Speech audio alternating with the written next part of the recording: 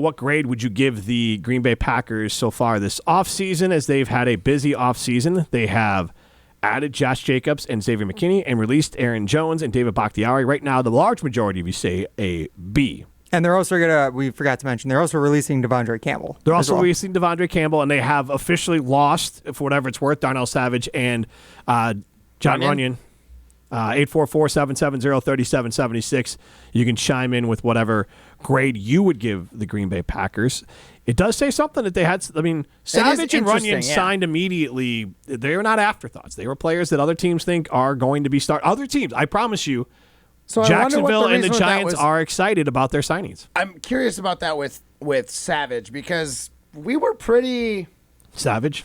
Yeah, with Savage. Yeah, he was. I didn't think he was that bad, and we had a lot of people thinking that just wasn't working out. I think there was a lot of discontent between him and the coaching staff at this point. I think he's felt like he was never used properly in Green Bay. That was mostly Joe Barry's system, but I think what we've heard from Jeff Hafley is that he wants a safety who can play multiple spots, play down in the box and over the top, whereas Savage is really more of an over-the-top, almost semi-nickel type cornerback player. Right. He's more of like a pass defender, whereas I think the Packers with Xavier McKinney are getting a guy who can be an impact both in the pass and the run game. Gotcha. So with McKinney, according to Pro Football Focus, we'll just use them as the baseline for it.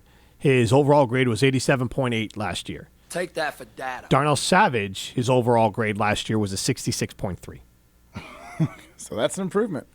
I'm sure if you ask Chris Orr, he would say those numbers could be irrelevant, though. Like, we don't know for sure how accurate those are, but those are, like Jim said, good baselines. It's at least enough. It's a starting point. Right. You can at least get a somewhat of a picture for it. For you guys that want to go into a deep dive, you can. I'm not doing it, so thank you, Pro Football Focus. Thank you. And I'm trying to look out the details of it's a 3-year contract that Darnell Savage signed. I don't see the dollars on it. I believe it was $21 million, $12.5 million guaranteed to the Jaguars. Okay, so I mean, if you're Jacksonville and every team has a preference, they're saying we can get Darnell Savage for that's a bargain. If starting NFL safety at that price is a good deal. Yeah, and he might fit their defense better, especially with safety and defense. Like it's a lot about fit at the end of the day too. And the Packers have upgraded at the safety position. Yes. But why he was picked up by Jacksonville for that price, that's a pretty sweetheart deal for a starting safety in the NFL. And that's quick. So it makes me, it's one of those things like you ever make a trade or like offer something out in a trade and someone just snatches it up immediately and you're like, ugh, was that a mistake?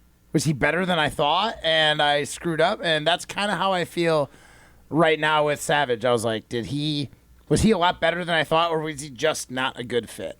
Matt Heilman chimes in. They got better today, tough for Luke Jones, but they got younger at the position where it matters. And Bach didn't make a difference last year, or the really last 3 years. And who knows what he'll be? And new tackles were solid, so no loss there. Packers got better today. Plus, we know this for a fact that the Jets play on turf, so he's going to have an issue with Aaron Rodgers out in New York. It's 4 nights of complete darkness. I would say they 100% got better on defense. Yes. I think, honestly, it's a wash. It's hard to say. We can't say it now. This is one of those things that we can look back on at the end of next season and say, was this a good move? Was Jacobs better than what Aaron Jones could have been?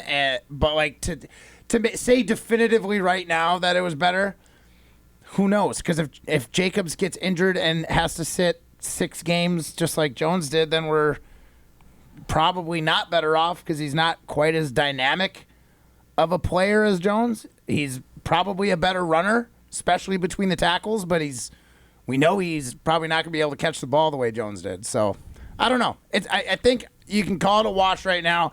You can be upset about it because you can think about all the intangibles that Aaron Jones brought, like locker room guy, big crowd guy, got the team hype, got the stadium hype.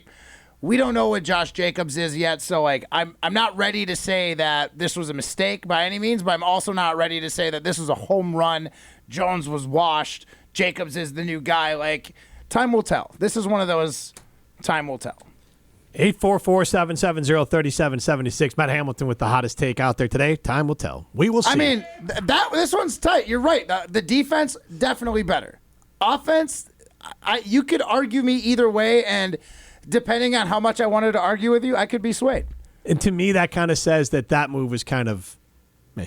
Yeah, wash. I mean, it's fine, but like the safety move for McKinney is a home run, regardless if it works out, because he was a productive player in his prime, big time money. That is unquestionably the right move to make, whether it works or doesn't work. Let's go. This move is definitely the running back swap of Jones to Jacobs is murky. Well, if Jones wasn't willing to rework his deal, we're saving money by going with Jacobs. I'm sure he would have reworked his deal if he was going to be the back for the Packers. I don't think he was willing to rework his deal and be the auxiliary back for the Green Bay Packers. If Jacobs goes out and gets 300 touches and 1,500 yards, we're going to be pleased as punch. Yep. And we're going to be like, Aaron Jones, thanks for what you did for those 7 years, but your time was up, and we have a great new back. Like, thank you very much. Hope you have fun in Dallas.